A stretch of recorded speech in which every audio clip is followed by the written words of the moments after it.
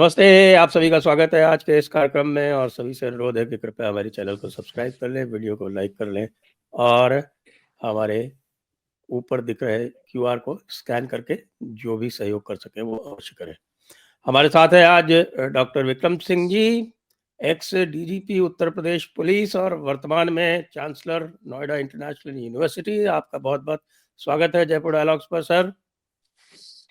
बड़ी मेहरबानी संजय जी कि आपने मौका दिया अपने उत्कृष्ट मंच पर पुनः वार्ता का। Thank you. जय हिंद, वंदे मातरम। सर, हमने जब पिछली बार बात की थी तो उस समय वो पहलगाम वाला किस्सा हो चुका था और हम ये बात कर रहे थे कि ऑपरेशन सिंदूर में तब ऑपरेशन सिंदूर नहीं हुआ था। तब हम ये बात कर रहे थे कि साहब की 0.5 फ्रंट को ऐसे में कैसे टैकल करना चाहिए। लेकिन अब हम देख रहे हैं कि जब ऑपरेशन सिंदूर हो गया है, उसके बाद देश में अभूतपूर्व एकता है, कुछ जाने-पहचाने लोगों को छोड़कर। निसंदेह संजय जी आपका बिल्कुल सही निष्कर्ष है, क्योंकि समर्थ को नहीं दोष गोसाई। ये कमजोर आदमी और जो विकलांगता को उपलब्ध होता है, जो तथाकथित गांधीयन अहिंसा का जो अनुपालन करता है, वही हर जगह ठोकर खाता है। लेकिन हिंसा उसी के लिए धर्म और उसी के लिए उपलब्धि है जिसमें हिंसा करने की प्रवृत्ति है।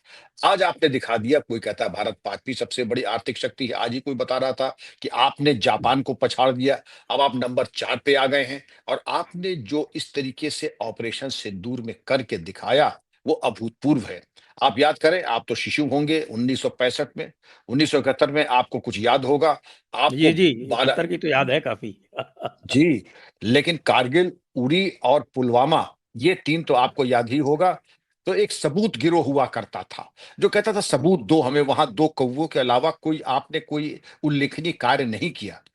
ऑपरेशन सिंदूर ये वैसे ही है जिसको कहते हैं कि अपील क्या करें, जब मिडिल स्टंप हमारी फास्ट बॉल के 3 टुकड़े हो गए मिडिल स्टंप के, अब कैसी अपील और कौन सी अपील, जो सामने दिख रहा है कि दुर्गत हो गई। न्यूक्लियर पैनिक, सिस्मिक झटके और जो दुनिया भर के तुम्हारे मुनीर साहब चले गए, कहीं भूमिगत हो गए। अब इससे बड़ा प्रमाण क्या होता है, जो एंड प्रोडक्ट सामने आता है। ऑपरेशन सिंदूर ने वो पाकिस्तान की दुर्गत कर दी। इनके एयर बेसेस, जो नूर खान एयर बेस है और बहावलपुर में जो तबाही की, पाकिस्तान के सैन्य वरिष्ठ अधिकारीगण पाकिस्तान के झंडों में लिपटी हुई जो चरमपंथियों की लाशें थी, उनकी नमाज जनाजा में शामिल हो रहे हैं। ऐसे आपने जो दृश्य देखा, कदाचित ये हमने न उरी में देखा, न हमने पुलवामा में देखा, लेकिन ये जो आज देखा, तो इसके बाद इसके अलावा आपने ये देखा जो तथाकथित सीज फायर नहीं, लेकिन जिसको ये कह देते हैं कि हाँ, हॉस्टिलिटीज का जो समापन हुआ। और जैसे कहते हैं कि अमेरिका बीच में कूदने की कोशिश की, अमेरिका की अनिवार्यता थी, क्योंकि उसका निहित स्वार्थ, आपके भी रिश्तेदार अमेरिका में है, मेरे भी रिश्तेदार अमेरिका में है, वो हमसे पूछते थे भाई तुम अपने तो जो दुर्गत कर रहे हो सो कर रहे हो, ये जो फॉल आउट होगा ये हम लोगों को भी ले बीतेगा।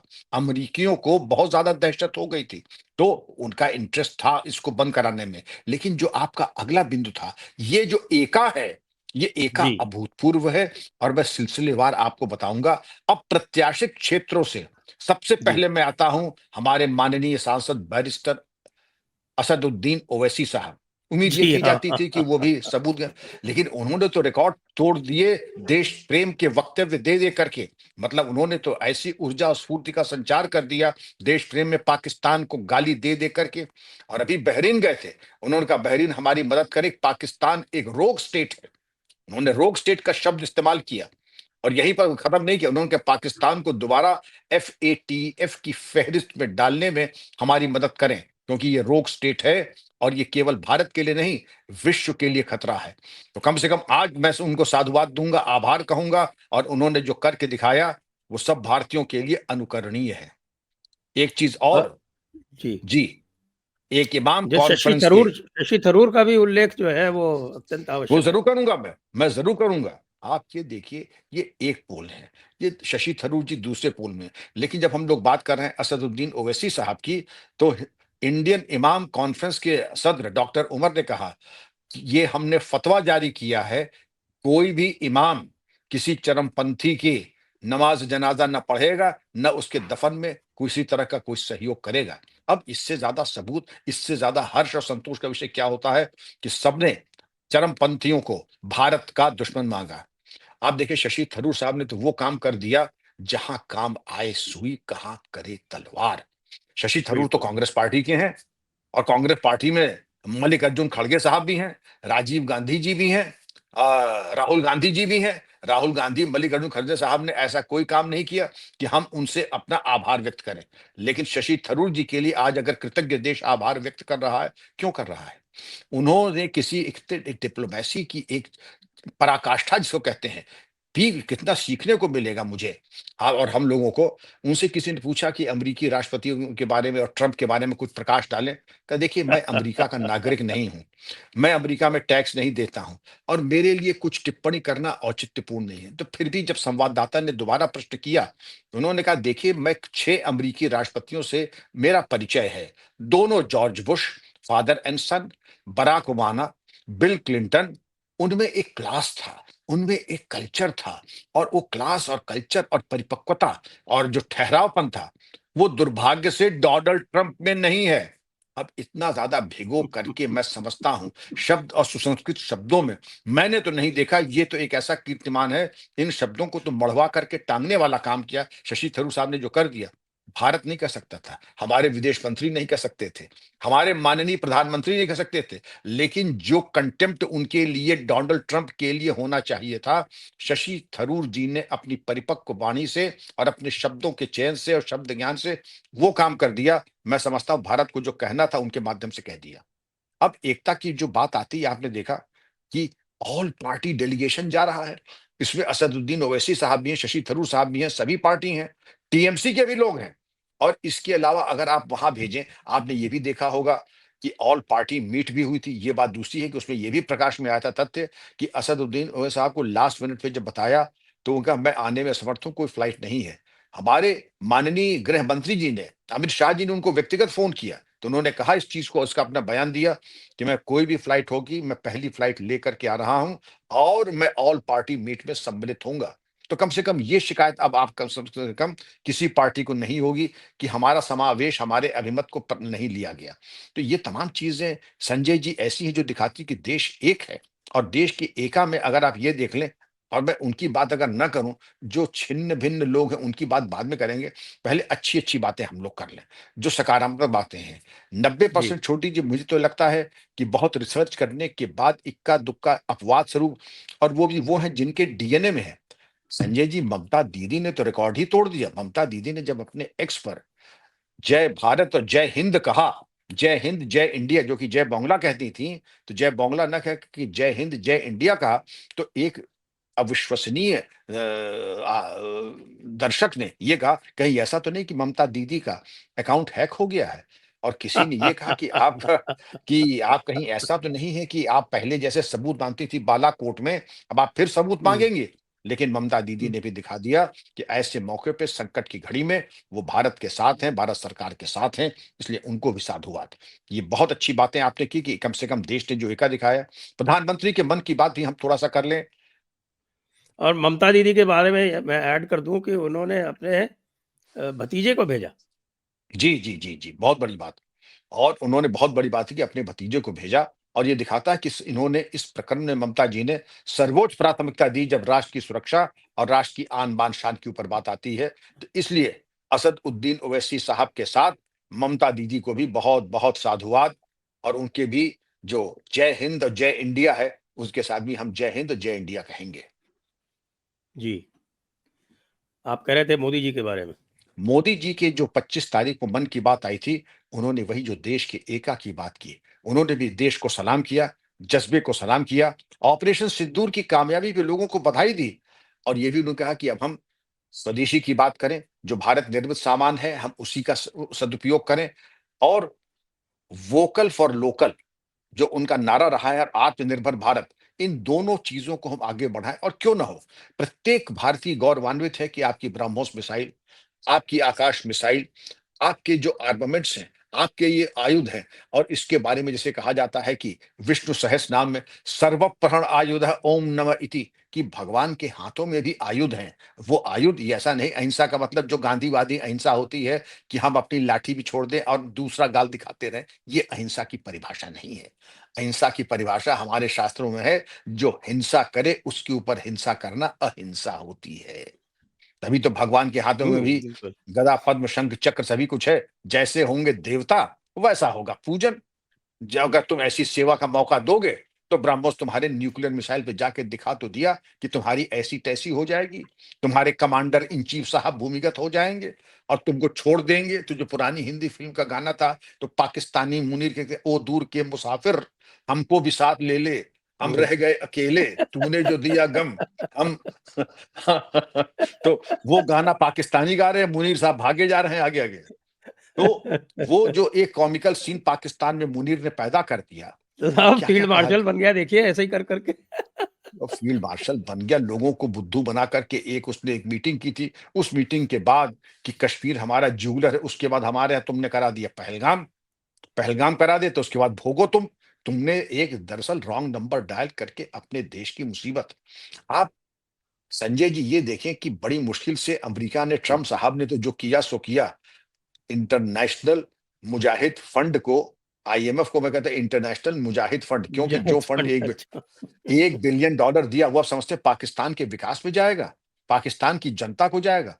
वो सब जैश ए मोहम्मद और लश्कर ए तैयबा को जाएगा। इसलिए वो हो गया इंटरनेशनल मुजाहिद फंड, ये 1 बिलियन डॉलर। अब आप ये देखिए इनकी ये औकात, भी कि कटोरा 1 बिलियन डॉलर में ऐसे कूद रहे थे कि जैसे आसमान के तारे उनकी भीख की झोली में आ गए। संजय जी 1 बिलियन डॉलर मुकेश अंबानी ने अपनी बच्चों की शादी में सदका उतार के गरीबों में तकसीम कर दिया। तो ये एक औकात है बिलियन पाकिस्तान। 1 बिलियन डॉलर तो ये खुश हो रहे हैं इसमें। और एस्टिमेट ये आ रहा है कि इनके 20-25 बिलियन डॉलर तो बर्बाद हो गए इस 4 दिन में। वो तो सही है। एक 4 दिन हिसाब और चल आया है, जाता तो पता नहीं क्या होता है इनका। आपके सामने बिल्कुल क्लियर थे, सारी एयर स्ट्रिप्स इनकी चौरस हो गई। सैटेलाइट इमेजिंग सब बता दी। पहले तो ये था कि सबूत, अब सबूत गए क्यों शांत है?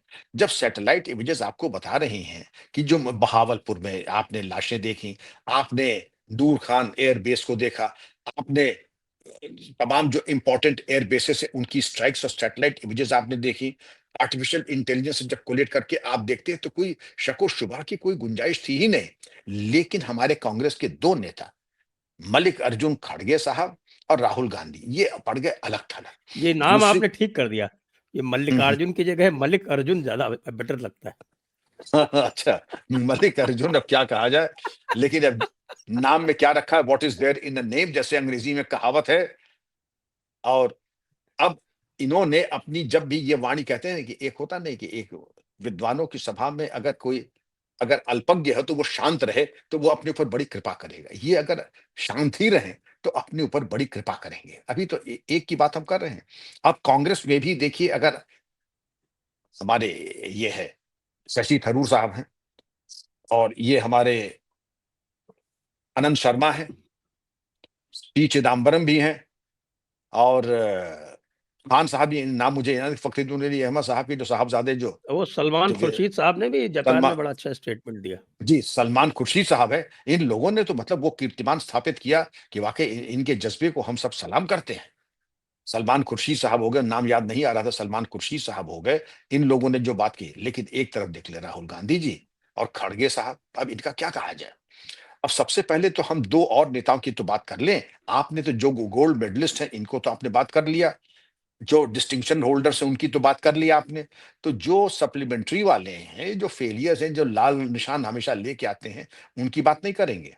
सबसे पहले हम बात करते हैं उमर अब्दुल्ला की। उमर अब्दुल्ला हम्म। ने कोई ऐसी बात नहीं की जो कि नेगेटिव मार्किंग हो, लेकिन ऐसी भी कोई बात नहीं की जो कि अच्छे नंबर उनको दिलाए।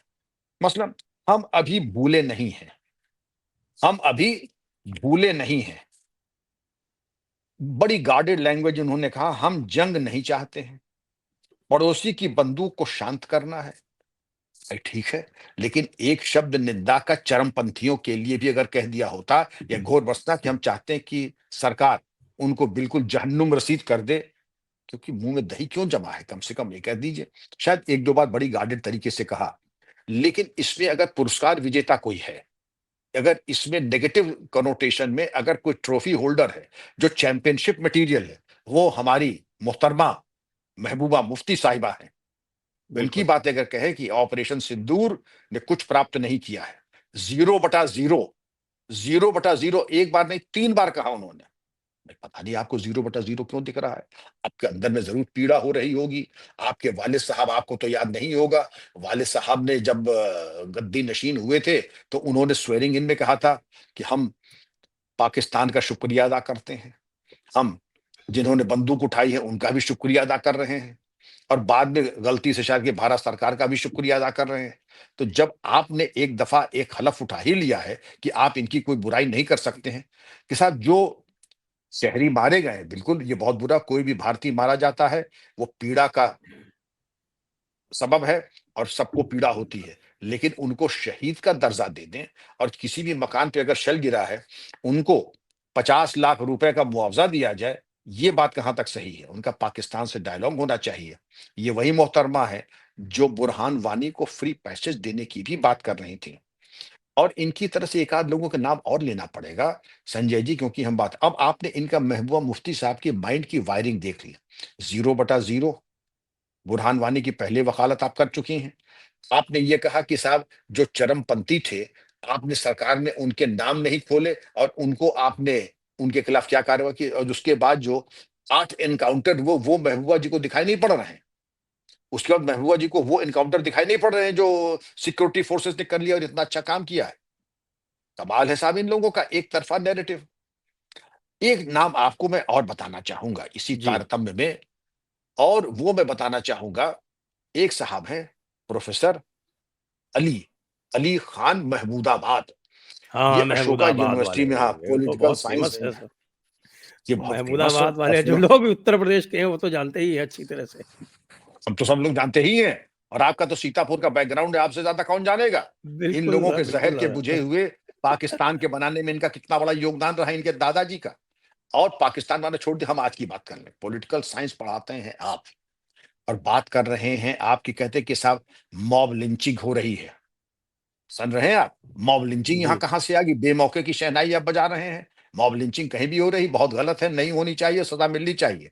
लेकिन अब तो नए लगे हाथों बीएनएस में मॉब लिंचिंग के लिए नया स्पेशल क्राइम हुआ कानून आ गया गया। है। बिल्कुल आ गया। ये हम लोगों ने डिस्कस किया था इसको, अगर हम लोगों नए कानून डिस्कस कर रहे थे। जी। इन्होंने जी। मॉब लिंचिंग की और बुलडोजर। भाई बात हो रही है ऑपरेशन सिंदूर की, आप ला रहे हैं बुलडोजर जस्टिस की और मॉब लिंचिंग की। सवाल ये उठता है, कहीं का ईंट और कहीं का गारा जोड़ करके आप क्या नैरेटिव।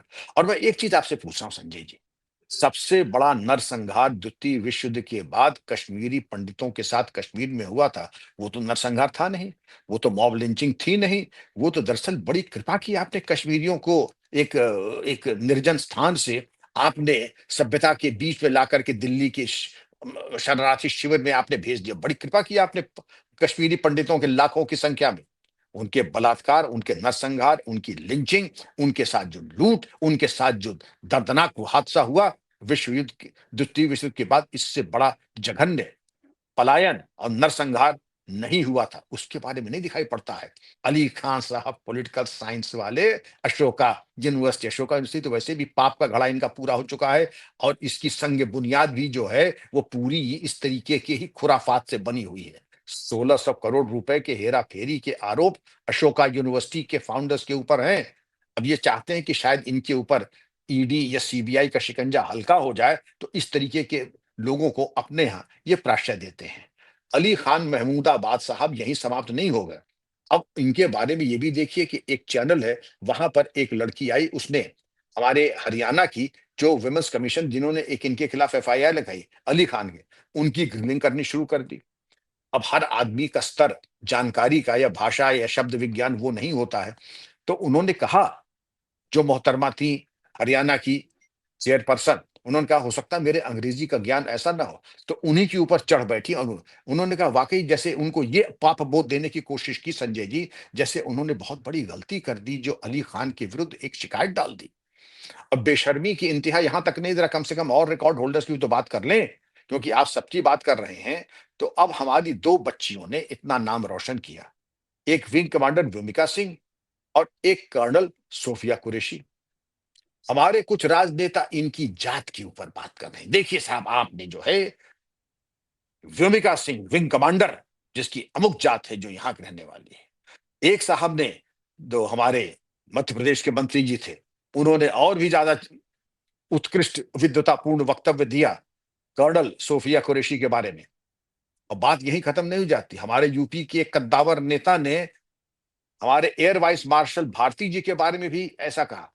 और जब डिबेट पे आप जाते होंगे तो आप देखते होंगे, ये कहते हैं हमने कोई ऐसी बात थोड़ी कही है। तो मैंने यही उनको परामर्श दिया, एक बार SC ST एक्ट उठा करके देख लें, SC ST अनुसूचित जाति जनजाति अत्याचार निवारण अधिनियम, और उसमें एक बार ये देख लें कि क्या ये दंडनीय अपराध है कि नहीं है। जाति सूचक शब्दों का प्रयोग करके लोगों को प्रताड़ित करना या हीनत्व दिखाना, ये दंडनीय अपराध है। लेकिन हमारे राजनेता इसको मानने को तैयार नहीं है। वो अपना PDA का एजेंडा जो है, PDA, इसमें भी एक अवसर, राजनीतिक अवसर, संजय जी, यहां पर भी वो एक अवसर तलाशा और उसको भुनाने की कोशिश की कि हो सकता है कि PDA का टिकट यहां कुछ भुना ले। तो PDA का टिकट बुलाने की कोशिश तो उन्होंने पूरी की, लेकिन देश की जनता जागरूक है, एक है, ऑपरेशन सिंदूर को सलाम करने वाली है। इसमें तुम्हारा PDA का खोटा सिक्का नहीं चलने वाला है। ये PDA का खोटा सिक्का बिल्कुल नहीं चलने वाला है। ये जो फैमिली ओरिएंटेड जो पार्टीज हैं, ये यहाँ पर अपने यहाँ PDA नहीं चलाती हैं, अपने परिवार में नहीं चलाती हैं। जब अपने यहाँ टिकट देती हैं तब PDA नहीं चलाती हैं। लेकिन आपके और पूरे देश के लिए ये एक ऐसा खोटा सिक्का चलाने की कोशिश कर रहे हैं कि जैसे PDA न हो गया। इसके सबसे बड़े जो चैंपियन थे उनके बारे में तो हम लोग डिस्कस कर चुके हैं।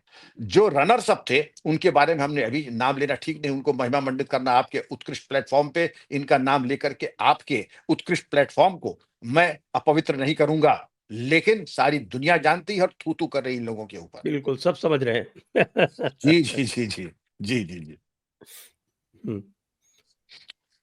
अब जो इसका जो दूसरा आयाम है, जी क्योंकि हम उसी 0.5 फ्रंट पे अब आ जाते हैं, क्योंकि बिल्कुल। ऑपरेशन सिंदूर जब चल रहा था उसी समय ऑपरेशन ब्लैक फॉरेस्ट भी चल रहा था।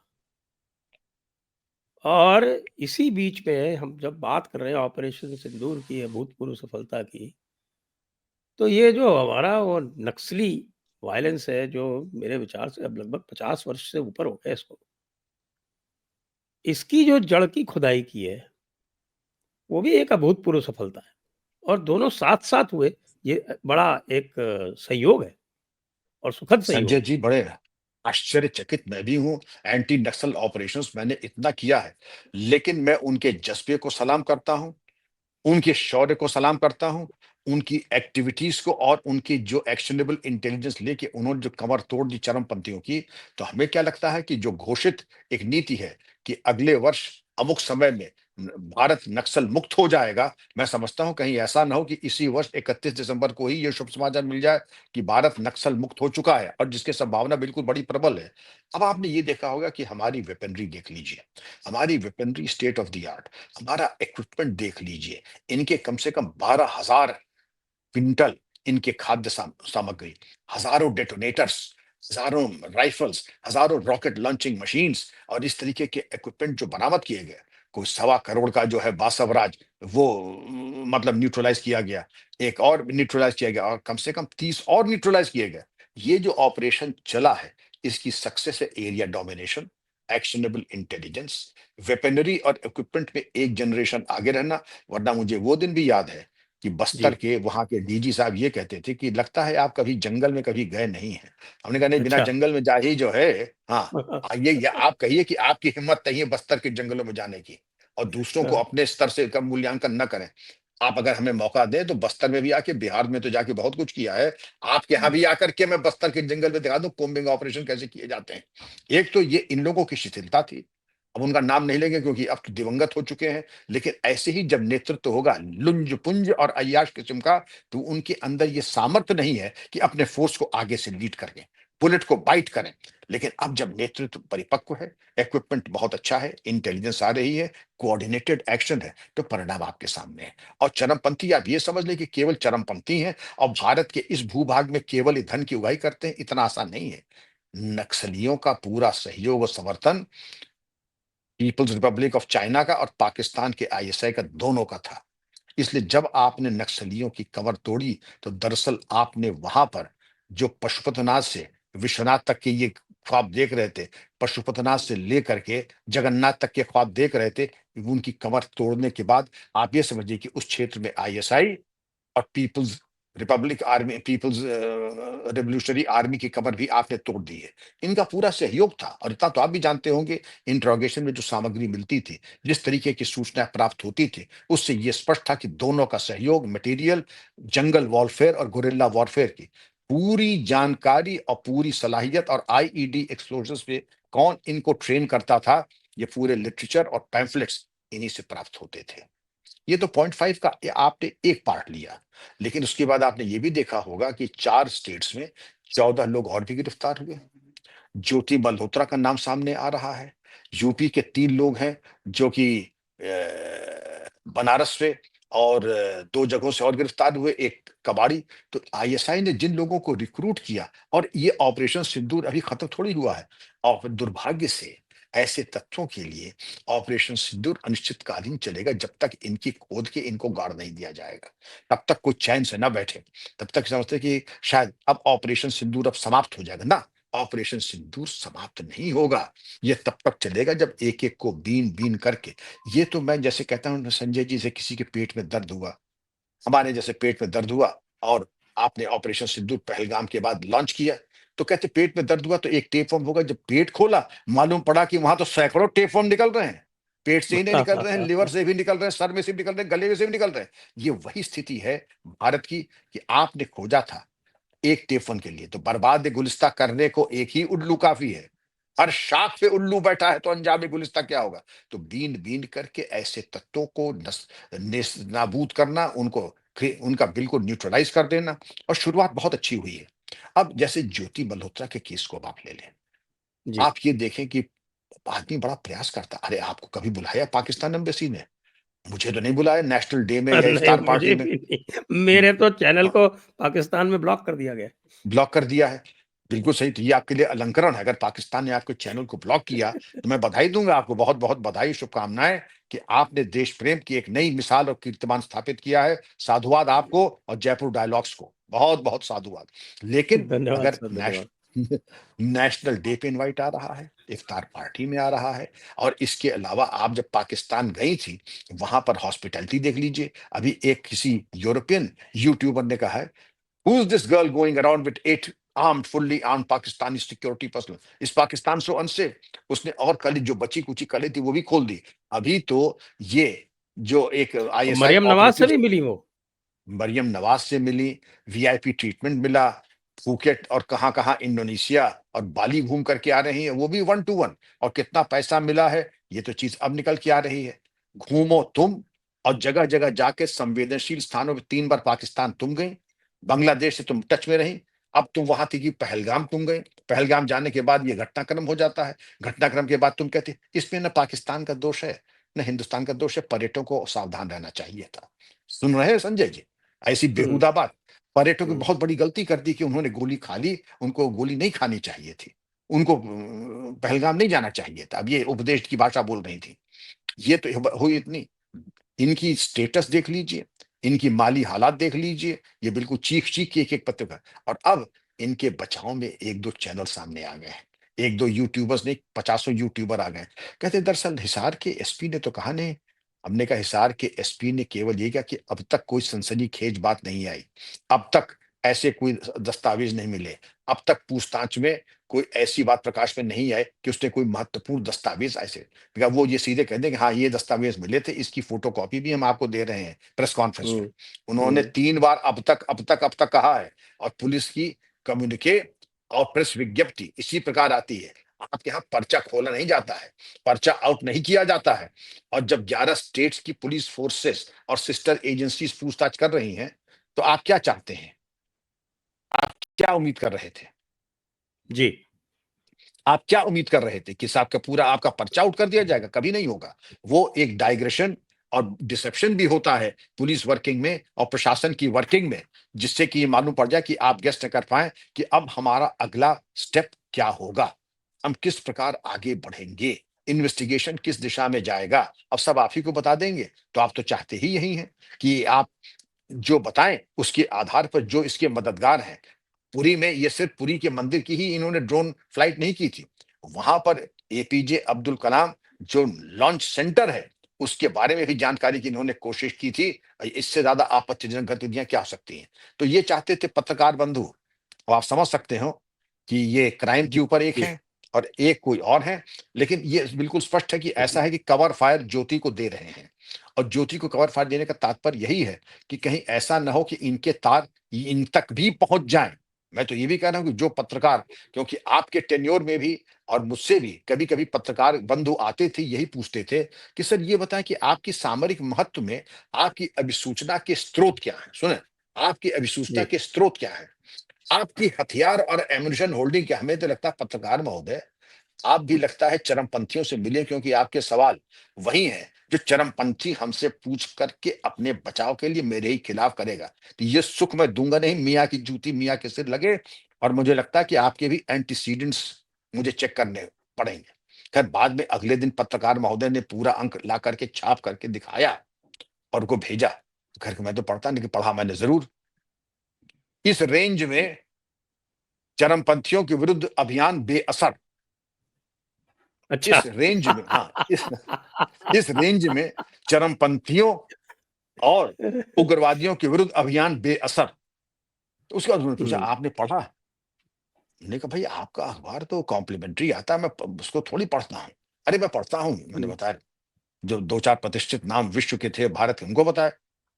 उनका आपका अखबार आता है तो चप्पल वप्पल लपेटने के काम में आ जाता है, जब कभी सफर पे जाते हैं चप्पल वगैरह लपेटने का काम आ जाता है, तो उसके लिए मैं आभारी हूँ। लेकिन आपका अखबार पढ़ने का समय मेरे पास नहीं है। हालांकि इनकी मिस्चीफ हुँ, और ब्लैकमेल आप समझ गए होंगे। मिस्चीफ और हुँ। ब्लैकमेल टोटल आप समझ गए होंगे कि आप ही के अंदर से मटेरियल निकाल करके वो उनके हैंडलर्स को जाकर के पहुंचा दें। तो मेरे आपके चैनल के माध्यम से युवा अफसरों को और मैं एसपी हिसार को बधाई दूंगा कि उसने कुछ भी ऐसी तथ्यात्मक या ऐसी कोई गोपनीय बात डिस्क्लोज नहीं की, बावजूद प्रेशर के, संजय जी, जो कि चरमपंथियों को कोई लाभ पहुंचाए और किसी तरह का लाभ राष्ट्र विरोधी तत्वों को 0.5 गैंग को मिल जाए। 0.5 गैंग जब हमने आपने बात की थी, तब मैं कहता 0.5 नहीं, वो 0.9 है। लेकिन आज ईश्वर की कृपा से, पुरुषार्थ से और एक जागे हुए भारत से आज वही 0.5 गैंग आके खड़ा हो गया 0.3 पे। और ऑपरेशन सिंदूर तो चल ही रहा है, बकरे की माँ कब तक खैर मनाए। एक आपने आपसे एक जो एंटी नक्सल ऑपरेशन के बारे में थोड़ा-सा और मैं पूछना चाहूँगा कि ये एंटी नक्सल ऑपरेशन में हम सर्वेलेंस ड्रोन का तो उपयोग काफ़ी समय से कर रहे हैं।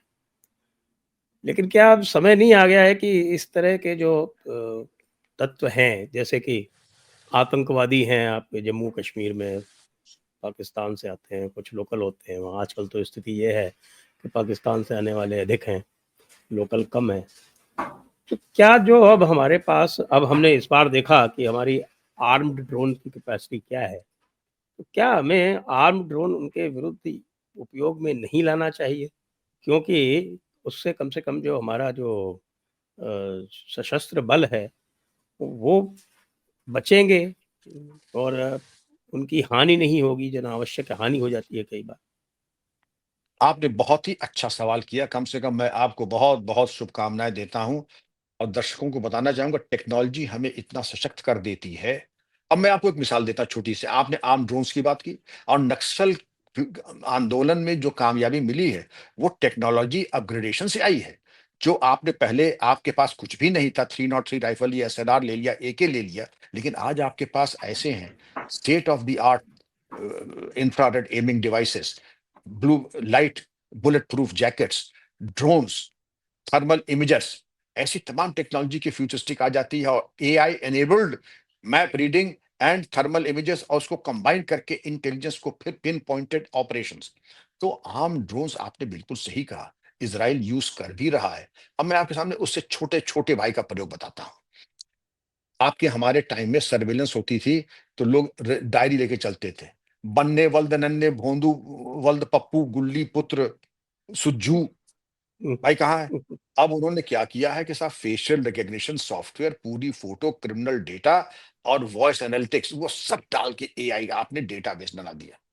और एक कार जाती है प्लेन, बिल्कुल प्लेन, उस पे पुलिस वुलिस कहीं दिखाता है, और उसका रडार और एंटेना घूमता रहता है, और गुल्लू पप्पी मुन्ना फन्ने जो भी दिखाई पड़ गया, जिसकी आवाज आ गई, जिसका मोबाइल फोन खुला मिल गया, चलता भी नहीं, खुला मिल गया, वो तुरंत रडार बता देता है। ये इजराइल की टेक्नोलॉजी है और दिल्ली में बड़ी कामयाबी में इस्तेमाल अभी हुई है। तो मैं चाहूंगा कि ये जो टेक्नोलॉजी है, कि आप कहीं पर भी हो, बिल में कितने नीचे हो, क्योंकि आपको मालूम होगा कि 22 सुरंगें भी पाकिस्तान ने खोदी हैं। वो यहीं पर नहीं, वो सुरंग जो आखिर इन्होंने हमास से जो सीखा है कि सुरंगबाजी, अभी चाहते सुरंगबाजी, इनको ये नहीं मालूम है कि जर्मनी में इस तरीके की जो सुरंगें होती थी, हम लोग तो खैर बड़े मानवीय हैं, वहां पर क्या होता आता था, वेयरमैक्ट ऐसी सुरंगों को सील कर दिया जाता था, और उसमें पानी डाल करके और तेजाब मिला करके उसको सील कर दिया जाता था। न रहे बांस और न बजे बांसुरी। तो मैं ये आइडिया इसलिए दे रहा हूं क्योंकि आपने सुरंग कोई बहुत ही मानवाधिकार के संरक्षण ने कोई पवित्र काम के लिए, या वहां पे ध्यान लगाने के लिए, क्योंकि लोग कहते हैं कि अगर जमीन के नीचे सुरंग में अगर ध्यान लगाए तो ध्यान बड़ा प्रशस्त और बड़ा पक्का हो जाता है। तो मैं चाहता हूं कि मुस्तकिल वहीं दमा से समाधि से अब आप जो है जीवन मुक्त हो जाए, और जीवन और शरीर के मोह माया छोड़कर चले जाए 72 हूरों के पास। तो इसके लिए जी। जरूरी कि सील टेक्नोलॉजी आपके पास है ही है। और उस टेक्नोलॉजी के चलते, क्योंकि ड्रोन की विजुअल्स और जो सेंसर्स हैं वो आपको पता है, ये जो टनल्स हैं इनको बनाने में करोड़ों रुपए खर्च होते हैं। इनको सील करके इनको करे ब्लास्ट, या इसके अंदर जो भी है सील करके पानी से कर दे चोक इनको, और रिजल्ट आपके सामने होगा। अब आम ड्रोन्स की बात आई, हर दिक्कत का, क्योंकि लश्कर तैयबा का R&D है, जैश ए मोहम्मद का R&D है, हमारा R&D ओरिएंटेड है कि जब हमारे को कोई स्ट्राइक करता है तब हम उस पर कार्रवाई करते हैं। इसराइल का ये है कि हम, आप जो आप सोचेंगे 10 साल बाद, वो हम आज सोच रहे हैं। इसी तरीके से उसने नेस्तनाबूद किया। आपके जो सवाल है बिल्कुल सही है। नक्सल सफलता सफलता को मानक लेकर के लेफ्ट विंग एक्सट्रीम ने जो विजय प्राप्त की है, आप कश्मीर में भी पा सकते हैं। लेकिन कश्मीर दुर्भाग्य से कुछ लोगों ने व्यवसाय बना रखा है, और व्यवसाय इसलिए बना रखा है कि हजारों हजारों करोड़ नहीं, लाखों करोड़ का वारा न्यारा कश्मीर की समस्या को लेकर के जो कर रहे हैं। मैं इसी बात को कह करके इसको, इस कम से कम इस बिंदु को समाप्त करता हूं कि जिन्होंने कश्मीर को व्यापार बना रखा है, उन व्यापारियों को कश्मीर से करें बाहर, और कश्मीर समस्या से उनको करें दूर, और यहां अमर पर सिंह आकर दुल्ला के जी से परिचय है आपका? क्यों नहीं, परिचय तो इतने प्रसिद्ध व्यक्ति हैं, और किसका परिचय उनसे नहीं होगा। और वो तो उन्होंने जो अपने रॉ को और पुलिस की वर्दी को शर्मसार किया है, और जो एक देखिए, चोर की दाढ़ी में तिनका, लेकिन अगर दाढ़ी में झाड़ ही हो, तिनका नहीं झाड़ ही हो, तो आपको उत्तेजित होना ही चाहिए था। आप दरअसल आपकी महत्वाकांक्षाएं जीवन से, आपको क्या चाहिए, और उसके बारे में किसी इंटरव्यू मैंने सुना है कि बहुत गाली गलौज, और ऐसी गाली गलौज जो कि मैं समझता हाँ, हूं वो कि शायद जयपुर के थाना, हमारे मित्र पत्रकार हैं, उन्हीं के साथ किया है। अच्छा, और उनको ये नहीं समझ में आया कि थानाध्यक्ष भी शर्मिंदा हो जाएगी ऐसी गाली सुन करके। तो रॉ में रहे हैं, सर्वोच्च पद पे रहे हैं, लेकिन आप जब इस तरीके के राजनीतिक जलसों में जा रहे हैं, नेताओं की गलबहियां कर रहे हैं, तो आपकी राजनीतिक महत्वाकांक्षा साफ दिखाई पड़ रही है। आप पाकिस्तान के ISI के चीफ के साथ प्रेस कॉन्फ्रेंस करते हैं, किताबें लिख रहे हैं, तो बड़ी दांत काटी रोटी है। और आपने जब वहां पर, देखिए, जो जो बड़े बड़े कांड हुए, उन कांडों में इन हजरत का नाम, जिनका आपने नाम लिया ना, मैं नाम नहीं लूंगा, उनकी मौजूदगी हमेशा वहां पे रही जब कभी कोई बड़ा कांड कश्मीर में हुआ है। और कश्मीर में जब यहां पर आपकी मौजूदगी है, तो जवाब तो श्रीमान जी देना ही पड़ेगा आपको। अच्छा हुआ उस पत्रकार को मेरी तरफ से साधुवाद कि उसने पलट करके वार नहीं किया। हालांकि और कोई पत्रकार होता तो ईंट का जवाब पत्थर से देता वहीं पर, क्योंकि ये हैं वयस्क, शायद उनके उम्र का तकाजा, उनका लिहाज करके उसने कोई पलटवार नहीं किया। लेकिन ऐसे आदमी जो इस तरीके का संयत व्यवहार करे, उसके साथ किसी तरह का कोई लिहाज नहीं होना चाहिए, ना उम्र का, ना ओहदे का।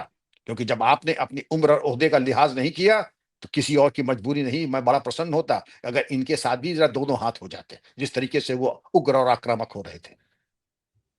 अंत में सर मैं आपसे पूछूंगा कि इस समय एक बड़ा जबरदस्त इलीगल इमिग्रेंट्स के विरुद्ध एक मैं कहूँ कि एक कैंपेन चल रहा है, और जैसे हम देख रहे हैं कि नित्य यह समाचार आ रहे हैं कि किसी दिन 200 लोग बांग्लादेश डिपोर्ट कर दिए गए, किसी दिन 400, किसी दिन पता नहीं कितने।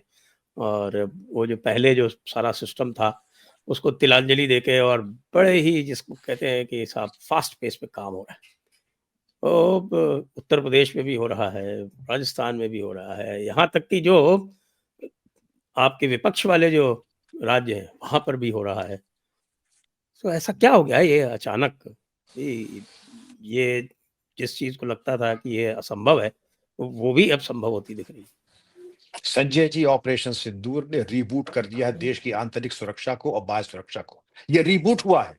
आपने देखा कि पाकिस्तानी एजेंट पकड़े जा रहे हैं, ये इलीगल माइग्रेंट्स इनको आप बाहर भेज रहे हैं। ये सुखद समाचार आपको आज तक क्यों नहीं मिले 71 के बाद से? लेकिन आज अगर मिल रहा है, और कुछ लोग इसकी आलोचना भी करते हैं। कुछ लोग सुप्रीम कोर्ट जा करके कपोल कल्पित कहानियां गढ़ करके सुप्रीम कोर्ट से लेने नहीं तो भला सुप्रीम कोर्ट का कम से कम इस केस में सुप्रीम कोर्ट ने विश्वास नहीं किया। और जो हमारे विद्वान अधिवक्ता कॉलिन गोंसाल्विस थे, उनको बताया कि आप थे मौजूद जब उनको डुबोया जा रहा था समुद्र में? क्या आप वहां पे थे? आपने देखा था कि उनको पनडुब्बी से या हमारे जहाजों से उनको समुद्र में डुबोया जा रहा है? नहीं था। उनकी रिट खारिज कर दी। लेकिन मैं ये कहूंगा, ये आप जो कुछ भी कर रहे हैं, जैसे ऑपरेशंस में होता है कि आप पहले गोली चलाइए, गोली खत्म हो जाए तो आप गाली दीजिए, गाली भी खत्म हो जाए तो पत्थर मारिए, लेकिन हिलिएगा मत। इसी तरीके से यहां पर भी कम से कम इतनी कृपा कीजिए, आप जिनको भेज सके। लोग कहते हैं साहब 100, 200, 1000, 500, 10,000 भेजने में क्या होगा? बिल्कुल होगा, एक संदेश जाएगा और कम से कम एक जागृत जागृत भारत ये कर दे कि इनकी नागरिकता समाप्त कर दे, वोटिंग राइट समाप्त कर दे, राइट टू एम्प्लॉयमेंट खत्म कर दे, और ऐसे जो डाई हार्ड दंगाई और अपराधी हैं उनकी बॉडी में एक चिप डाल दे जिससे कि उनका लोकेशन मिलता रहे। इतनी कृपा जिस दिन देश कर लेगा कि वोटिंग राइट जिस दिन खत्म हो जाएंगे, ये जो इनको अपनी अमानत कह रहे हैं ना, वो सब कह दें कि मार के 4 जूता कह दें, जाओ जहां से आओ वहीं जाओ, तुम तो बहुत बड़ी लाइबिलिटी बन गए हो। तो देश ने एक बहुत अच्छी पहल हुई है। लेकिन मैं फिर आपके चैनल के माध्यम से यह परामर्श दूंगा, इनके वोटिंग राइट्स, एम्प्लॉयमेंट के अधिकार, और इनको किसी तरह की जो सरकारी सुविधा है, चाहे निशुल्क शिक्षा हो, चिकित्सा हो, राशन हो, गैस हो, वो तमाम सुविधाएं बंद कर दीजिए। ये 2 करोड़ लोग छाती पे मूंग दल रहे हैं। ये जो नेपाल बॉर्डर पे जो मदरसों के विरुद्ध जो अभियान चलाया हुआ है उत्तर प्रदेश सरकार ने, इसके बारे में क्या सोचते हैं आप? 650 700 किलोमीटर लंबा 7 जनपदों के बीच में Indo Nepal border, UP Nepal border. यहां पर क्या था? पहले तो जो नाजायज तस्करी थी, बहावलपुर में नकली नोट छपते थे, और हिमालयन बैंक और हबीब बैंक ऑफ पाकिस्तान ने विलय करके एक वो बनाया हिमालयन बैंक। हिमालयन बैंक के जरिए ये नोट इसी बॉर्डर के जरिए आते थे। और एक पर्सपेक्टिव में, ये आज से थोड़ी, सन 90 से ये प्रक्रिया चल रही थी। इलीगल मदरसा, इलीगल मस्जिद और इलीगल यहाँ क्यों? जिससे कि अवांछनीय लोग यहाँ के रुकें, इलीगल माइग्रेशन हो सके, नोटों के आदान प्रदान में कोई दिक्कत ना हो। तो ये पहले हो जाना चाहिए था, लेकिन अब हो रहा है। तो जो कर रहा है उसको भी बहुत बहुत शुभकामनाएं और बधाई। और एक तरीके से बिल्कुल इनको बिल्कुल क्लियर करके, और यहाँ पर व्यायामशालाएं बनाई जाएं, यहाँ पे पुस्तकालय बनाए जाएं, और यहाँ पर सरस्वती शिशु मंदिर खोले जाएं। जी, तो अब आज की चर्चा को अब यहीं पर विराम देंगे। आपका बहुत-बहुत धन्यवाद और सभी दर्शकों का भी बहुत-बहुत धन्यवाद। जय हिंद, जय भारत, बड़ी वंदे कृपा मातरम। की संजय जी, बहुत आनंद आया। फिर दर्शन करूंगा। जय हिंद, वंदे मातरम।